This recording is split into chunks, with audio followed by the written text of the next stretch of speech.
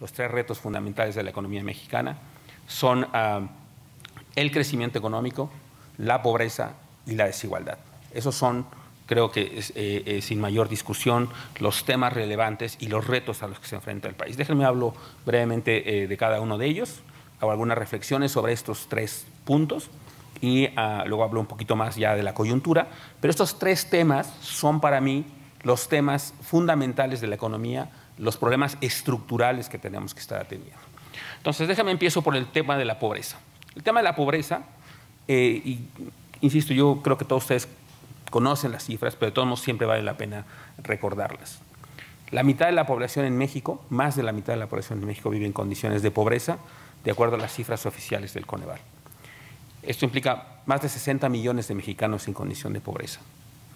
Esto, que de por sí es un problema, lo es más cuando pensamos que además de esos 60 millones que están en la pobreza, o dentro de esos 60 millones, hay alrededor de 18% de la población de México que se encuentra en situación de pobreza extrema.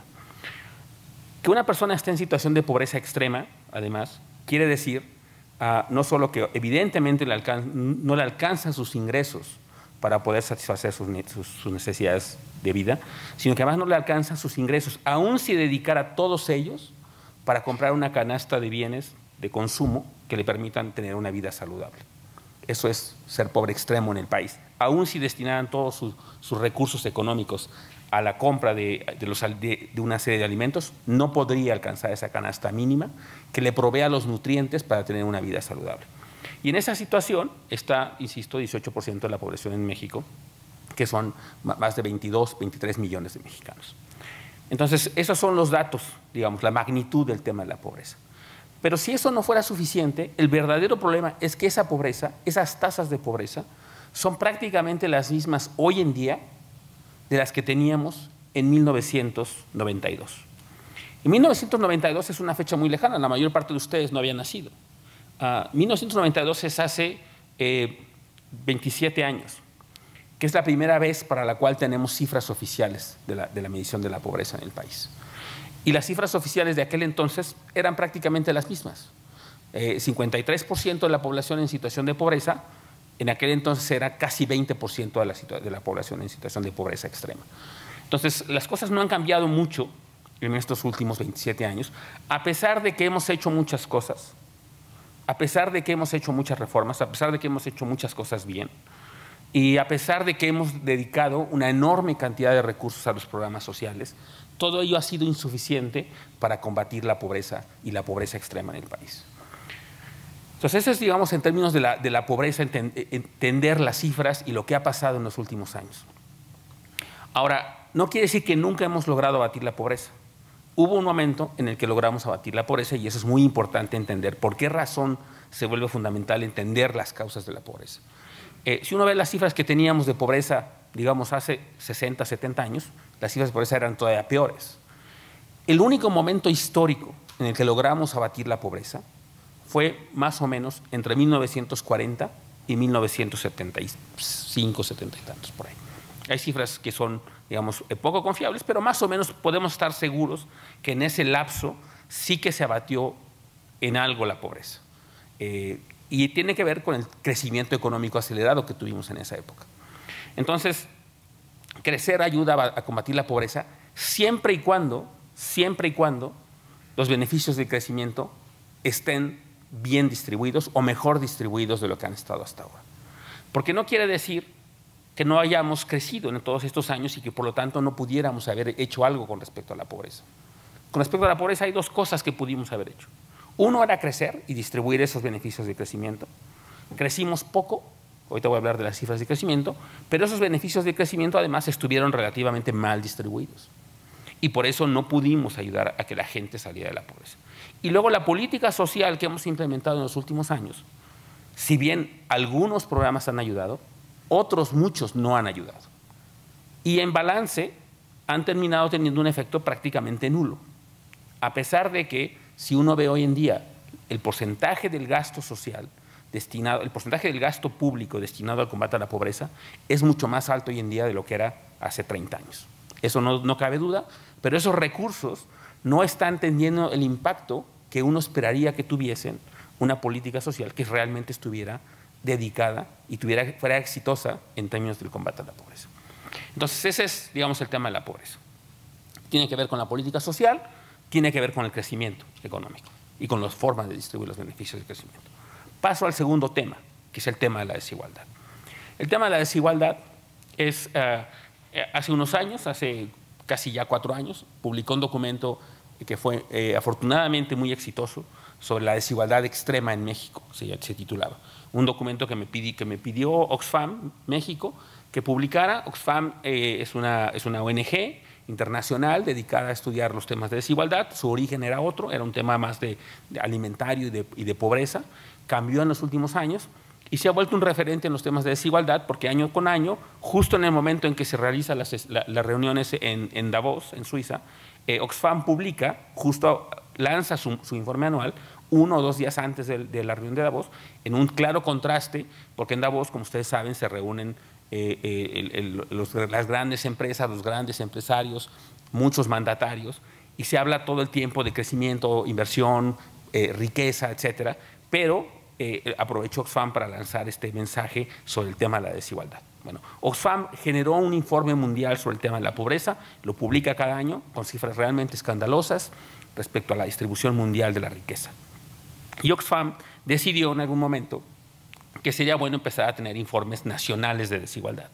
Y Oxfam eligió México como un caso emblemático para el tema de la desigualdad por una razón muy simple. A la gente de Oxfam le llamaba la atención que viviera en México la persona que en ese momento, estamos hablando de 2013, 2014, era considerada la persona más rica del mundo, que es Carlos Slim, y que junto con eso conviviera con más de la mitad de la población en situación de pobreza, lo cual es un caso particularmente atípico en un país de ingresos medios como el nuestro. Que hubiera tanta pobreza y que coexistiera además con la persona más rica del mundo en ese momento. Ahora no lo es, pero en ese momento lo era. Y por eso decidieron hacer un estudio sobre desigualdad en México como un capítulo específico. Y me invitaron a mí a que yo hiciera el trabajo de desigualdad. Yo había venido trabajando cosas de desigualdad, no era el tema de mi especialidad. De hecho, ahora mucha gente piensa que yo soy mi único, a lo que me he dedicado es a los temas de desigualdad, pero en realidad ese fue un momento en el tiempo en el que me empecé a dedicar a temas de desigualdad. Apoyé e impulsé que se tradujera en México el libro de Piketty. Yo mismo fui el revisor técnico de la traducción del libro de Piketty, de Capital en el siglo XXI, que es un libro fundamental también en el estudio de la desigualdad en el mundo. Pero bueno, un poco en esa condición, en esa circunstancia, me pidieron que hiciera el estudio sobre desigualdad e hice este estudio sobre desigualdad aprovechando lo que ya existía de estudios sobre la desigualdad y cosas que yo había venido haciendo justo en esos años con colegas míos para entender mejor el tema de la desigualdad en México. Y lo que hicimos, pues no fue algo que era realmente novedoso, pero sí llamó mucho la atención en el país que hiciéramos una serie de cosas y que publicáramos una serie de información que fue aparentemente muy llamativo en los medios, porque lo que decíamos era una cosa como la siguiente. México es de todos los países para los cuales tenemos información relativamente confiable sobre la distribución del ingreso y que pudimos hacer una estimación relativamente confiable de lo que pasaba en la parte alta de la distribución del ingreso, es el país en el cual el 1% de la población más rica concentraba la mayor parte de todo el ingreso nacional. En México el 1% de los más ricos del país concentra el 21% de todo el ingreso nacional. Eso, compárenlo con lo que ocurre en muchos otros países, ¿no? Y nosotros teníamos ahí una cifra comparativa que iba desde el 6-7% en países relativamente homogéneos, conocidos por tener una relativamente baja desigualdad, hasta países muy desiguales en los cuales el 1% más rico del país tenía 16, 17%, 18%, pero ninguno de los que teníamos cifras oficiales confiables tenía el 21% que tiene México. Eso les da una idea de cómo es la distribución de la riqueza en el país. Esa estimación, por cierto, era novedosa porque usaba técnicas estadísticas novedosas. Y esas técnicas estadísticas resolvían un problema que existe en las encuestas de ingreso-gasto de los hogares. Para todos ustedes que se dedican o que conocen este tipo de información, las encuestas de ingreso-gasto de los hogares es esa publicación bienal que publica el INEGI, que nos permite conocer los patrones de gasto y de ingreso de los hogares. Muy útil, es con la que se mide la pobreza en el país, pero con un problema que todo el mundo sabía, que todo el mundo reconoce de las encuestas de hogares de esta naturaleza, no solo en México, sino en el mundo. Y ese problema de las encuestas de hogares es uno muy simple. Los individuos, todo el mundo miente respecto a sus ingresos. Todo el mundo miente, por las distintas razones. Pero la gente que más miente, y también por razones más o menos evidentes, es la gente que está en la parte más alta de la distribución del ingreso. Ahí ocurren dos fenómenos. La gente simplemente no dice la verdad, piensa que el que va a encuestarle después le va a dar la información a Hacienda posiblemente y va a cobrarle más impuestos, lo cual no es cierto, ¿no? Pero la gente pues eso piensa. Y luego otra preocupación, pues también muy genuina, es temas de seguridad. En un país como el nuestro, además, pues tiene sentido que la gente no quiera revelar todos sus ingresos, es lógico. Pero ese es un tema. Un tema es que la gente pues mienta, y eso ocurre ciertamente a lo largo de toda la distribución del ingreso, pero más en la parte alta de la distribución del ingreso. El otro fenómeno, que también es importante entenderlo, es un fenómeno que se llama truncamiento. Cuando hay encuestas de hogares, INEGI va a los hogares y les toca y les pregunta si están dispuestos a responder una encuesta que, como la encuesta de ingreso-gasto de los hogares, dura en promedio 7 horas. Pues ustedes imagínense si va, pues no sé, si va a su casa, a lo mejor ustedes sí están dispuestos, algunos de ustedes, en fin, pero para poder llegar a encuestar a gente de altos ingresos que le dedique 7 horas a una encuesta, pues para empezar a lo mejor ni siquiera le abren la puerta, ¿no? Mandan al chofer, mandan a un asistente, y ni contestan, o es imposible llegar a las casas porque viven en comunidades cerradas, donde no puede pasar un encuestador del INEGI. Cosas de ese tipo hacen que, aun si alguien quisiera decir la verdad, esa gente de altos ingresos, de los más altos ingresos del país, estamos hablando, insisto, de la gente de más altos ingresos, normalmente ni siquiera puedan acceder a esa persona. Y entonces ese fenómeno de truncamiento en las encuestas, que se sabe y que ocurre en todo el mundo, junto con este fenómeno de subreporte típico de las encuestas, hace que la gente pues, no diga la verdad. Bueno, nosotros lo que hicimos fue corregir con métodos estadísticos, aprovechando la información que se conoce de otras fuentes y aprovechando técnicas estadísticas. Pues eso, no voy a hablar de eso porque entiendo que no solo hay aquí gente que estudia esos temas que les puede interesar, pero en general ese es el mecanismo como se trata de resolver el tema de la información. Corrigiendo por ese problema, con métodos estadísticos, fue que encontramos esta información que les acabo de contar, que el 1% de los mexicanos más ricos tiene el 21% de todo el ingreso nacional. Y ya, si nos íbamos a otro, eso es el flujo de ingresos. Para aquellos que sepan la diferencia entre el ingreso, que es el flujo del periodo, y la riqueza, que son los activos, pues sabrán que la distribución de los activos es todavía peor. Porque una cosa es el ingreso, que está relativamente mejor distribuido, porque hay historias de movilidad social, gente que su familia a lo mejor no es muy rica, pero que tuvo una licenciatura y tiene ingresos, en fin, de ese tipo. Entonces el flujo de ingresos está menos concentrado que el acervo de activos. Entonces, eso no lo hicimos nosotros, eso lo acaba de hacer un investigador del ITAM, un estudio muy interesante sobre la distribución en la concentración de activos. Y lo que encuentra es todavía peor. La distribución de la riqueza en el país es aún peor. Es decir, más o menos, el otro dato relevante que nosotros publicamos era que el 10% más rico de todo el país tenía más de 2/3 partes de toda la riqueza nacional. De toda la riqueza nacional. Y estamos hablando, cuando hablamos de riqueza nacional, hablamos de todo lo que vale en términos de propiedad inmobiliaria, cuentas de banco, joyas, autos, obras de arte, etcétera. Toda esa riqueza nacional está concentrada, 2/3 partes de esa riqueza está en el 10% más rico de la población. Bueno, esas cifras y la comparación internacional que nos permitían entender por primera vez con cierto detalle que la distribución del ingreso en México era de las peores en el mundo y posiblemente de las peores para un país de ingresos medios como el nuestro, fue algo que, insisto, llamó mucho la atención y que puso en la mesa de la discusión el tema de la desigualdad y qué hacer al respecto. Sobre el tema sobre el cual, por cierto, nos hace falta una discusión nacional. Eso es lo que sigue. La siguiente discusión va a ser, la siguiente gran discusión tiene que ser sobre el tema de la desigualdad del ingreso. Pero bueno, ese es el segundo punto. Es un tema estructural. Es algo que además no es reciente, es un fenómeno que ya lo mencionó Humboldt cuando vino a la Nueva España, habló precisamente de que la Nueva España era el reino de la desigualdad.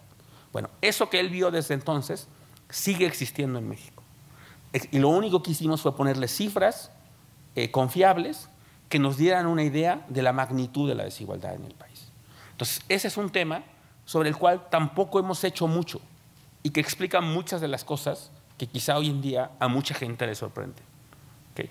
Ya hablaremos de eso en las preguntas y respuestas, supongo. Entonces, ese es el segundo gran tema del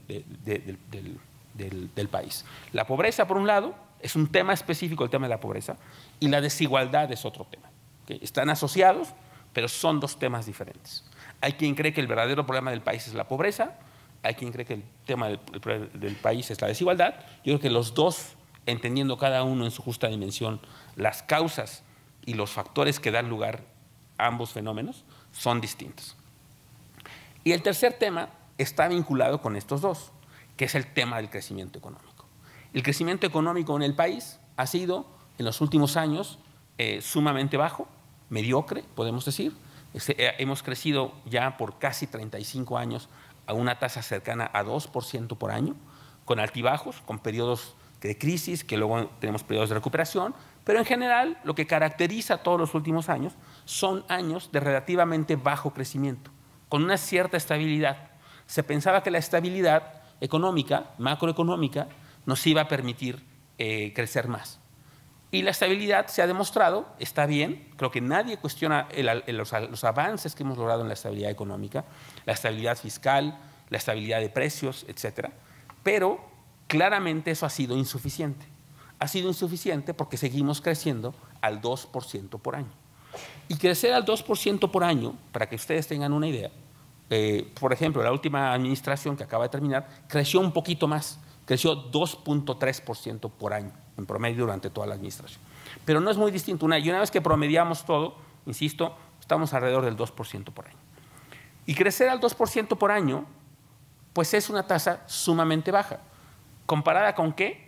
Pues comparada con nuestra propia historia, ¿no? Los años previos tuvimos décadas de crecimiento mucho más elevado que esas, pero también comparada con otros países similares a nosotros, que ya claramente nos han rebasado en el tiempo, su nivel de ingresos per cápita hoy en día mucho más alto. Les pongo un ejemplo muy sencillo que todo el mundo conoce, que es el caso de Corea del Sur. Corea del Sur, en 1950, entre 1950 y 1960, tenía un ingreso per cápita que era la mitad del de México. Hoy en día, Corea del Sur tiene un ingreso per cápita que es más del doble del de México. ¿Okay? No solo nos alcanzó, sino que nos rebasó por mucho. Entonces, eso es para decir que sí, es cierto que los años, estas últimas décadas han sido de menor crecimiento en el mundo, es más difícil crecer, pero no es imposible crecer.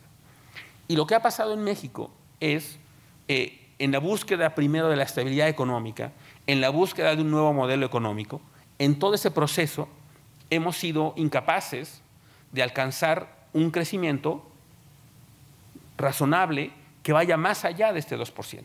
Ha sido muy difícil traspasar eso que parece ser una barrera infranqueable. E insisto, 2% es bajo respecto a la historia nuestra, bajo respecto a lo que otros países han hecho, pero es sumamente bajo respecto a las necesidades del país.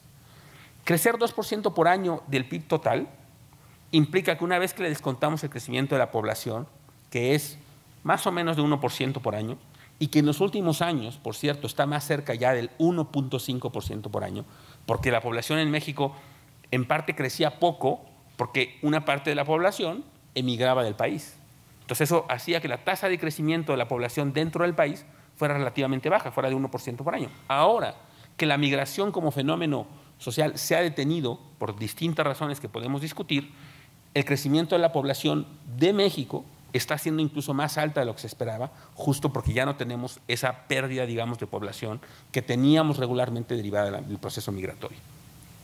Que la población crezca entre 1 y 1.5% por año implica que si el producto, que es el ingreso total, crece al 2% por año, pues implica que el ingreso per cápita crece a menos del 1% por año. Esa es la tasa de crecimiento que hemos tenido durante 3 décadas, casi 35 ya. 35 años. Entonces, algo tenemos que hacer respecto al crecimiento. Y para poder hacer algo respecto al crecimiento, pues lo primero que tenemos que hacer es entender cuáles son los limitantes del crecimiento. Y podemos discutir ahora sobre esos temas. Pero el punto es ese, el punto es entender que esos son los temas. Digamos, el tema del crecimiento, el tema de la pobreza y de la desigualdad. Parece que son temas que uno podría pensar que son distintos. Pero insisto, si crecemos, y supongan que logramos crecer al 3, al 4% por año, si no cambiamos los mecanismos que nos hemos dado de distribución de los beneficios del crecimiento, no vamos a resolver el problema ni de la pobreza ni de la desigualdad. Podremos quizá resolver en parte el problema del crecimiento, pero tiene que ser un crecimiento de un cierto tipo, tiene que ser un crecimiento incluyente. Si no hacemos eso, no vamos a lograr resolver los problemas del país. Y esa es la clave de toda la discusión que el país debe estar teniendo y que de alguna manera está dando lugar, me parece, a esto que estamos viviendo hoy en día, que creo que tendría que dar lugar a un proceso de reflexión interna sobre hacia dónde queremos movernos. Eso explica los movimientos políticos que estamos viviendo, en parte. Y mucha gente no quiso verlo todos estos años. Yo llevo muchísimo tiempo dedicado a hablar de estos temas. Y mucha gente me dice, pero es que hay propuestas de política que no nos gustan. Bueno, puede ser que no te gusten a ti, pero le gustan a otras personas que durante todos estos años, todas las otras políticas que sí te gustaban a ti, no le gustaban a otras personas porque no les dejaba ningún beneficio. Y si no somos capaces de entender eso, no seremos capaces de entender, primero, lo que está ocurriendo abajo en términos de las preferencias individuales, las preferencias sociales y políticas de la población, pero tampoco seremos capaces de entender los retos a los que nos estamos enfrentando como país, que, insisto, son básicamente estos tres. Y los retos que estamos teniendo ahora, pues además, no ocurren en el vacío, ocurren en un contexto internacional que es muy complejo. Y todo eso está operando hoy en día en el país, ¿no? Tenemos los retos a los que nos tenemos que enfrentar domésticamente, pero luego además todo esto ocurre en un contexto complicado mundialmente, porque como en el proceso, que además nos impacta ahora más que antes, porque además como parte del proceso que vivimos en los últimos años, nos abrimos como economía, lo cual estuvo muy bien, lo cual dio lugar a muchas eficiencias en muchas áreas, etcétera. Ahora tenemos que entonces enfrentarnos y convivir con los temas de la globalización. Y eso implica, hoy en día, pues que cosas que antes quizá nos afectaban menos, o no nos hubieran afectado, o no nos hubieran importado, están ahí. Y esas cosas son, por ejemplo, que tenemos el tema de Donald Trump en Estados Unidos, sus políticas para con los mexicanos, su propuesta de revisar el NAFTA, una cosa en la cual nosotros no queríamos entrar y nos vimos forzados a entrar, que está la incertidumbre ahora, porque en Estados Unidos también hay una dinámica política propia que puede o no terminarse en la aprobación del Telecán, que genera incertidumbre respecto a si continuará el Telecán como tal en el país, si el nuevo acuerdo tendrá vigencia o no. La globalización entra en otra dimensión, toda la parte de incertidumbre mundial asociada a las guerras comerciales, Estados Unidos y China, la salida del Reino Unido de la Unión Europea, la tensión con otros países, todo eso empieza a afectarle al país. Todo el tema de pues que ahora hay mucha inversión extranjera en el país y que entonces el rol de las calificadoras se vuelve muy importante porque le está diciendo al mundo y a los inversionistas mundiales qué está pasando con el país, qué está pasando con las empresas productivas del Estado. Todo eso hace que todo el contexto en el cual estamos operando sea más complejo. Y entonces, todo eso dificulta pues, el operar de las políticas públicas también. Y hace más complejo toda la discusión en la que estamos inmersos. Entonces, hoy en día estamos viviendo esa situación con desaceleración mundial, se está desacelerando el comercio rápidamente el resultado de todo esto. Hay zonas del mundo que están bajando rápidamente sus expectativas de crecimiento. Europa está bajando rápidamente sus expectativas de crecimiento. Italia está específicamente ya en recesión. China está creciendo a tasas de 5% que uno las querría, ¿verdad? Pero China, crecer a 5% son las tasas más bajas en los últimos 17 años, de acuerdo a las últimas cifras que acaban de publicar hace un par de días. son las tasas de crecimiento más bajas de la producción industrial en China, insisto, en casi 2 décadas. Entonces, implica que a nivel mundial el entorno se está haciendo más complejo. Y en ese entorno mundial estamos inmersos nosotros, inevitable e inexorablemente.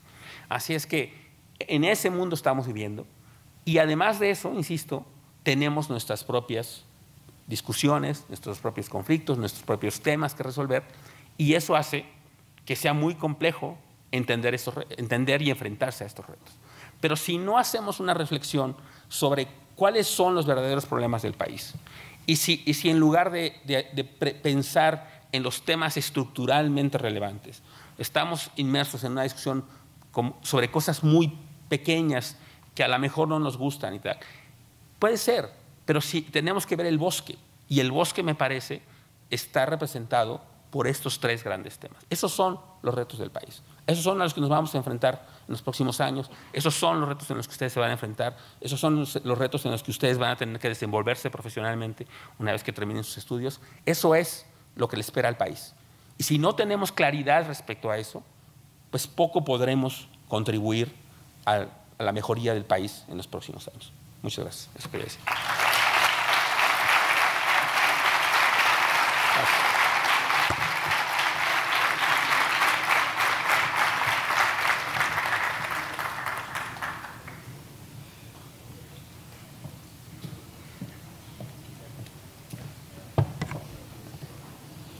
Agradecemos al doctor Esquivel por su interesante presentación. En estos momentos damos inicio a la sesión de preguntas y respuestas, moderadas por nuestro rector, el doctor Luis Ernesto Derbez Bautista.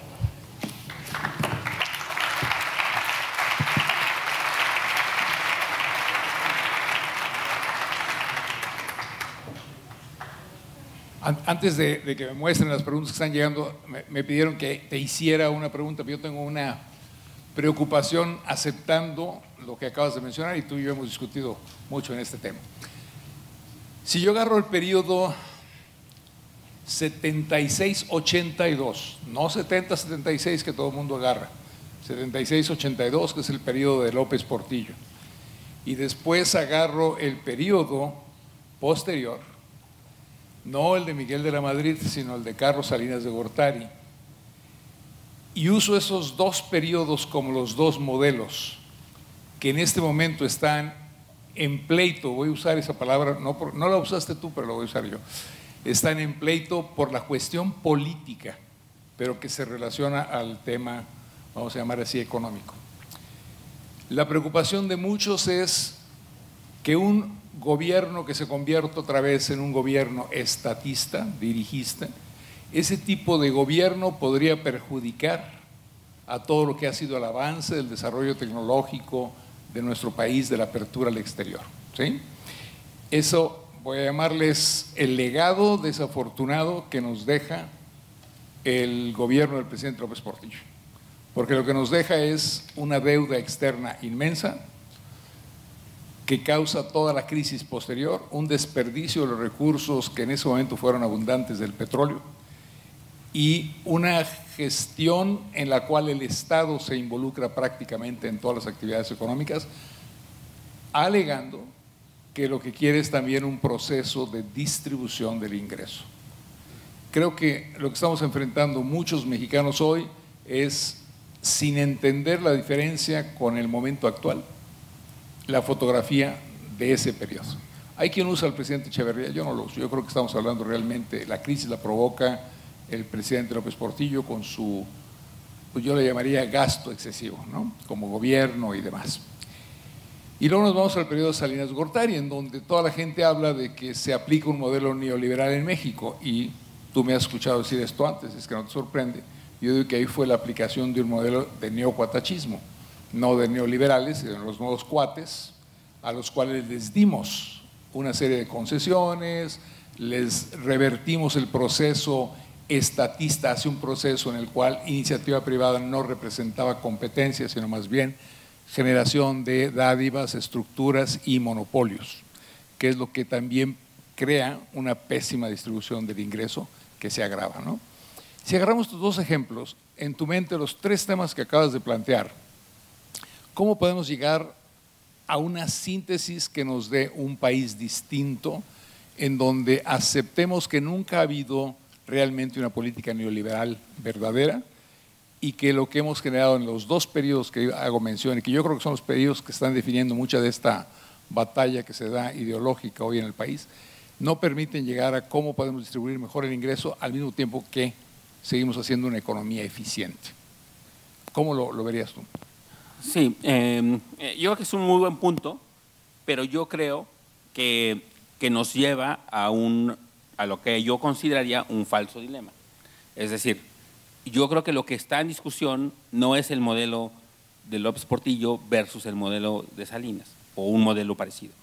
Yo, en mi opinión, lo que creo que es que todos estos años hemos pasado por muchos procesos, hemos aprendido mucho, hemos fortalecido muchas instituciones, hemos avanzado en muchas áreas, pero no en otras.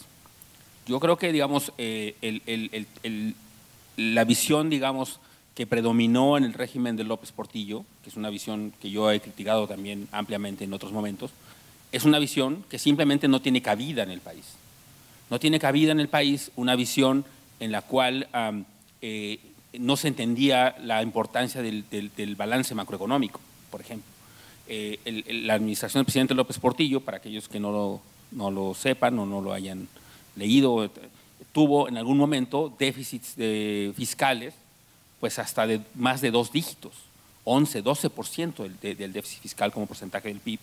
Hoy en día no estamos estamos completamente lejos de esa circunstancia, porque algo que sabemos y hemos aprendido a lo largo de todos estos años es justo la importancia del equilibrio macroeconómico, porque si no hubiese ese equilibrio macroeconómico se desata, por ejemplo, los procesos inflacionarios. Hoy en día, además de eso, de tener claridad sobre la importancia de los balances fiscales, creo que nadie ha propuesto algo que tenga que ver ni remotamente con esa circunstancia, y todo el mundo más bien está muy pendiente del tema del balance fiscal. Junto con eso, lo que daba lugar es a un financiamiento por parte de un banco central que no era autónomo en aquellos años, que ahora es autónomo a partir de la reforma que entró en vigor en el 94, y que tiene ahora un mandato muy concreto, que es el tema del combate a la inflación. Entonces, en aquel momento teníamos, por un lado, digamos, las dos partes, digamos, de la tijera. Por un lado estaba el tema fiscal, con un desequilibrio fiscal enorme, y por otro lado una parte monetaria no autónoma, que dio lugar, esa combinación de políticas equivocadas completamente, a una situación de desequilibrio macroeconómico muy profundo, que explica, por cierto, el bajo crecimiento de muchos años después, ¿no? Yo entiendo que buena parte de lo que pasó en los 80s está asociada a los sacrificios inevitables por los que teníamos que incurrir para resolver los problemas del pasado. Entonces, pero creo que nadie está planteando esa situación, y creo que es inviable completamente, porque el diseño institucional que nos hemos dotado a lo largo de estos años, tampoco quiero decir que no hemos tenido avances. Hemos tenido avances muy importantes, incluyendo los avances institucionales, incluyendo el aprendizaje en el debate público sobre lo que debe prevalecer y lo que no. Nadie, insisto, entonces está planteando una política, creo, similar a la que se vivió entonces, y hoy tenemos claridad, creo que todos los que participamos en la discusión pública, todos los que tienen puesto de responsabilidad, sobre la importancia de estos temas. Entonces, yo no creo que estemos en una situación como esa. Ahora, entonces yo creo que no es en ese sentido la lucha, digamos, entre esas visiones de país. Yo sí creo que podemos avanzar hacia una visión donde haya justo lo que tú dijiste, una síntesis en la que podamos tener lo mejor de las distintas visiones que se han planteado en el país. Y esa síntesis tiene que ver, como decía antes, con la estabilidad macroeconómica, con la estabilidad fiscal, con la estabilidad de precios, pero que no piense que ese es el fin último.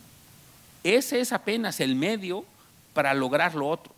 Y lo otro es, pues, crecer más, crecer mejor, distribuir mejor, combatir la pobreza. Esa es, digamos, la otra parte del tema. Entonces, yo no creo que, digamos, yo creo que aquí no hay visiones, no necesariamente están confrontando modelos que ya vivimos. Creo que lo que tenemos que hacer es simplemente decir, esto es lo que, hasta donde llegamos en este momento, en estas condiciones históricas, con esta serie de políticas, con estos actores políticos, y la pregunta es qué queremos hacer de aquí en adelante. Y lo que yo querría que ocurriese es si tuviésemos acuerdos sobre estas cosas fundamentales, si tenemos acuerdos sobre el diseño institucional del país, si tenemos acuerdos sobre principios básicos que son este de la estabilidad fiscal, la apertura del mercado al sector externo, todo eso que ya quedó, digamos, como parte estructural, yo diría, de la economía mexicana, dejarlo y usarlo todo esto de la mejor manera posible para avanzar de aquí en adelante hacia la resolución de los otros temas. Claro que eso dificulta y nos lleva a estas discusiones de qué hacer, por ejemplo, con los recursos públicos. Pero hay muchas otras discusiones que ya no estamos teniendo, afortunadamente. Ya nadie debate, creo, la autonomía del Banco de México, ya nadie debate que si debíamos preocuparnos sobre la inflación, nadie pone en cuestionamiento la estabilidad fiscal, la apertura comercial. Eso me parece que estamos avanzando entonces hacia al menos un marco unificado en el cual movernos.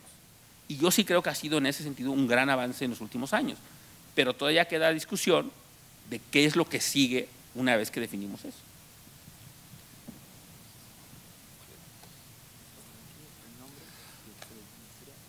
Ok, Sara Reynoso tiene esta pregunta. ¿Qué métodos estadísticos o de qué manera pudieron cubrir las limitaciones que tienen los censos de ingreso de hogares del INEGI para los estudios de desigualdad? Bueno, en el mundo hay varias formas de hacerlo. En México teníamos una limitación. Otros países lo que están haciendo están usando datos fiscales para completar la parte alta de la distribución del ingreso. Entonces, si uno tuviera acceso a los datos fiscales, con eso uno puede saber, en los datos fiscales también puede haber mentiras, pero son mucho más certeros que los datos autodeclarados en las encuestas de hogares. Entonces, en muchos países, que eso es lo que hace Tomás Piketty y sus coautores, usan los datos fiscales, le piden acceso a la autoridad fiscal a las fuentes de pago individual de impuestos y a partir de ahí reconstruyen la parte alta de la distribución del ingreso de esas economías. México, hasta hace muy poquito tiempo, no tenía acceso libre a esa información. Éramos el único país de la OECD que no daba acceso a esa información. Apenas el año pasado se liberó una información por parte del SAT que responde a una demanda que habíamos hecho muchos investigadores, que era justo que nos dieran acceso a esa información. Bueno, ahora ya se va a poder hacer con mucha mayor precisión, como lo que se hace en otros países, que es usar la información fiscal para completar toda la estructura de la distribución de ingresos. En ausencia de eso, nosotros hicimos otra cosa. Lo que nosotros hicimos fue un método estadístico híbrido, se llama, que es, hay distintas metodologías y hay gente que ha usado distintos métodos, el que nosotros usamos fue este método, que es, aprovechando que países de ingreso similar y desigualdad similar a México, como 3 países sudamericanos que teníamos información, usamos la información fiscal que ellos tenían, la información de encuestas de hogares que ellos tenían y cómo se relacionaba una cosa con la otra para simular una distribución que después nosotros encontramos que era una distribución que cumplía con una serie de requisitos, que replicaba otra información que teníamos disponible y que entonces nos permitía suponer que esa información que habíamos generado con ese mecanismo híbrido era más aproximado a la verdadera distribución del ingreso de la información que en términos brutos proviene de la encuesta de ingreso-gasto de los hogares. Entonces, digamos que generamos una distribución sintética. Tenemos un paper, quien quiera buscarlo, es Raimundo Campos, Emanuel Chávez y yo, tenemos 2 artículos al respecto, lo hicimos primero para un año y luego para 20 años hacia atrás. Ahí pueden ver la discusión metodológica, está basada a partir de un trabajo de Branko Milanovic, es una cuestión ya más técnica, que si quien quiera saberlo, de eso está en esos 2 artículos con Raimundo Campos y Emanuel Chávez. Gracias. No crean que no sé usar esto, lo que pasa es que no me dejan. ¿Sí?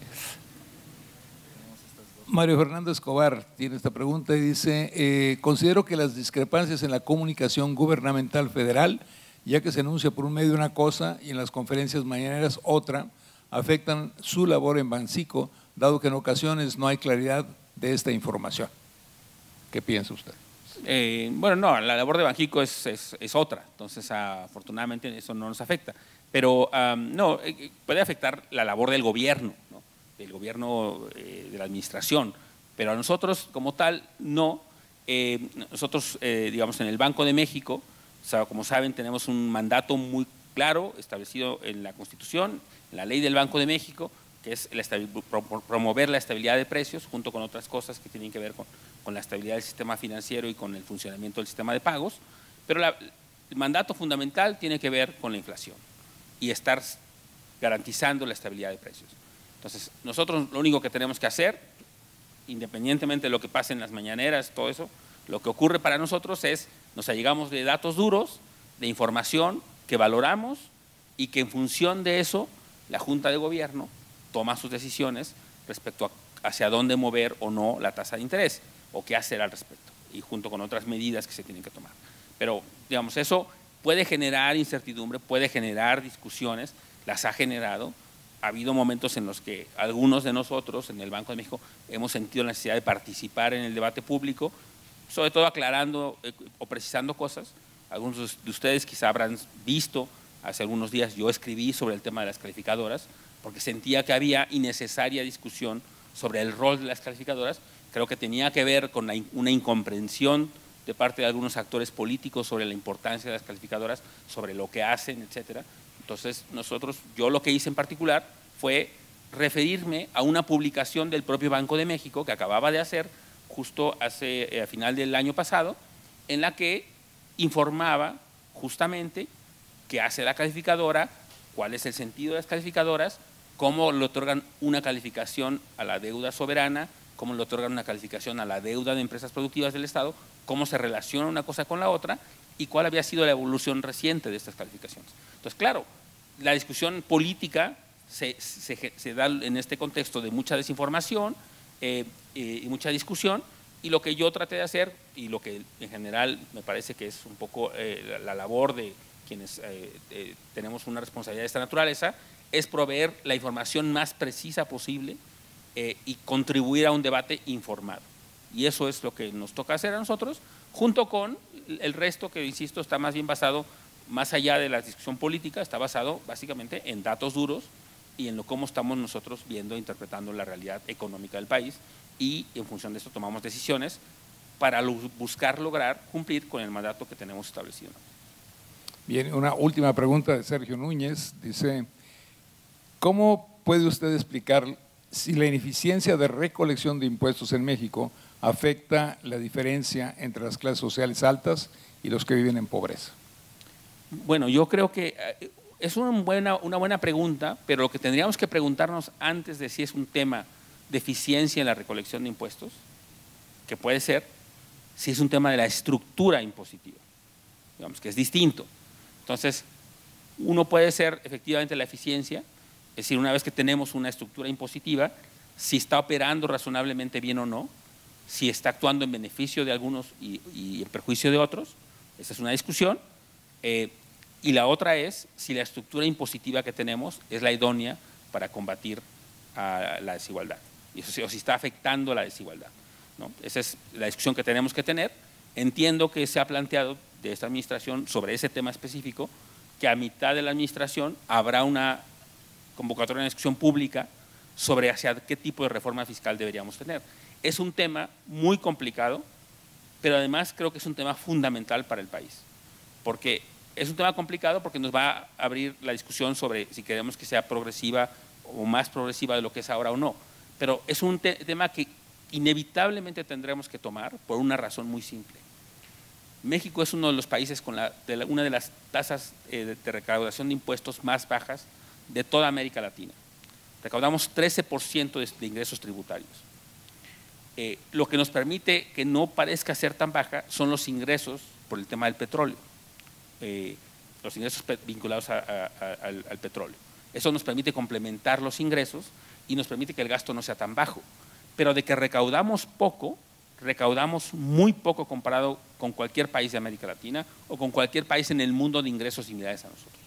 Entonces, que tenemos que entrar a esa discusión, tenemos que entrar, porque lo que sabemos es que la producción petrolera está bajando, hay mucha incertidumbre respecto a los precios del petróleo, genera mucha inestabilidad, como ha ocurrido en el pasado, Y entonces, si lo que queremos es tener una mayor fortaleza como economía, lo que queremos y debemos buscar es fortalecer la capacidad recaudatoria y tributaria del Estado.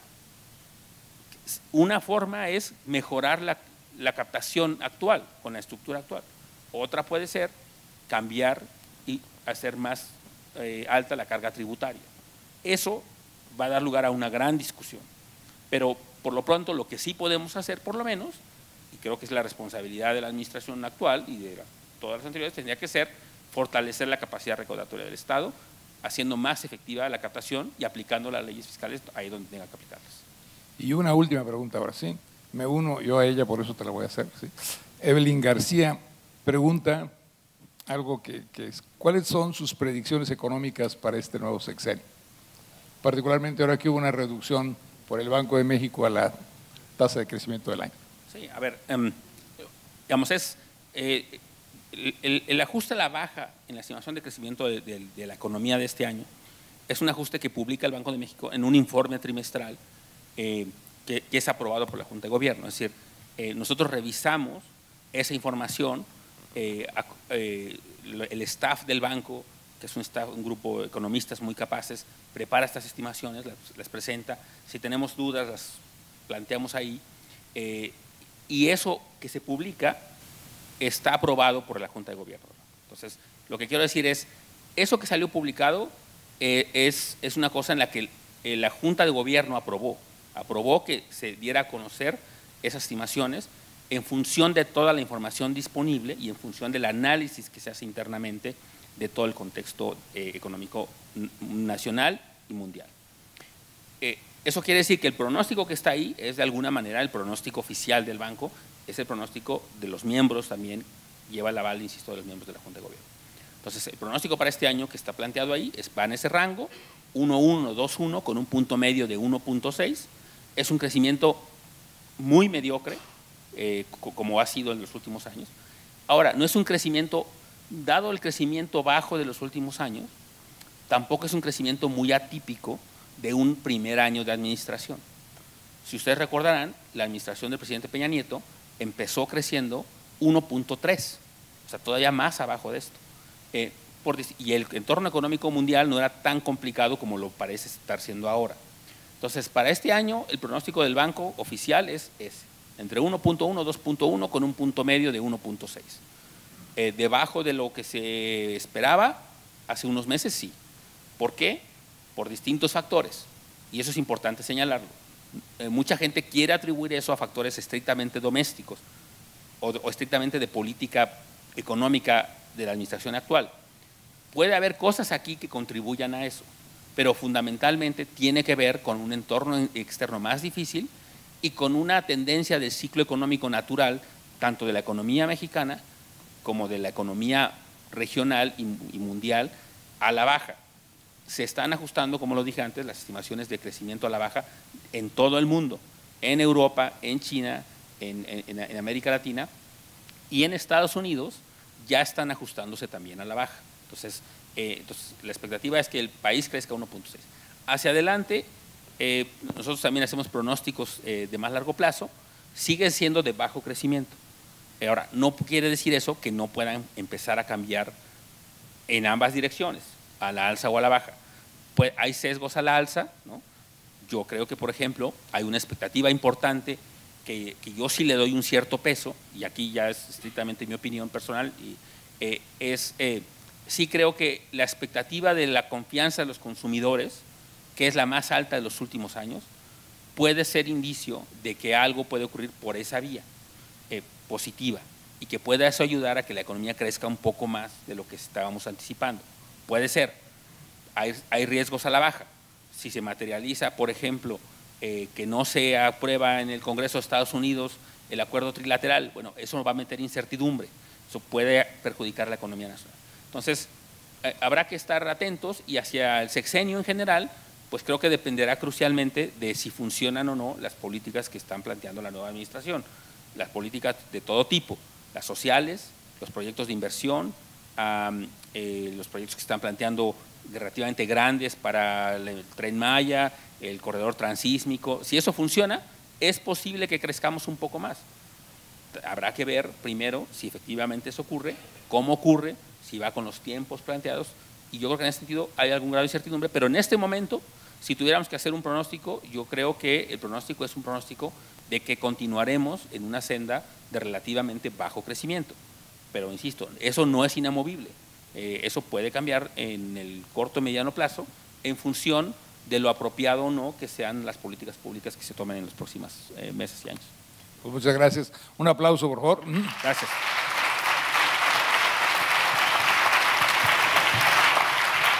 Y sobre todo le quiero agradecer a Gerardo porque se dejó venir de una reunión, tiene que regresar ahorita a una comida, así es que muchísimas gracias por todo. Muchas gracias a todos. En nombre del comité organizador de Punto de Quiebre y la Universidad de las Américas Puebla, se hace entrega de un reconocimiento al doctor Esquivel por su valiosa participación.